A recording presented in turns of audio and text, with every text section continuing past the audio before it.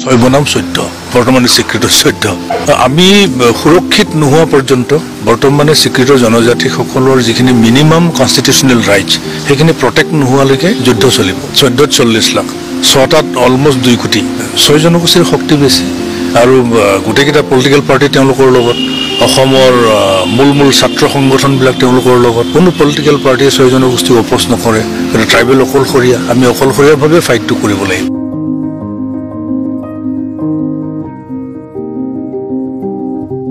অহা 10 নৱেম্বৰৰ যি গণসমাবেশ জনজাতি বিশাল গণসমাবেশত 14টা জনজাতীয় জনগোষ্ঠীৰ 1 লক্ষ মানুহ ইয়াতে সমবেত হ'ব আৰু CC2R ফালৰ পৰা আমাৰ এটা সিদ্ধান্ত হৈ গৈছে নিখিল বড়ো ছাত্ৰ সন্থাৰ সভাপতি দীপেন বড়ো TMPKৰ সভাপতি তিলক দলে নিখিল ৰাভা ছাত্ৰ সন্থাৰ সাধাৰণ সম্পাদক ডক্টৰ সুভাষ ৰাভা হাজং ছাত্ৰ সন্থাৰ সভাপতি সঞ্জীৱ হাজং মুখ্য সমন্বয়ক হিচাপে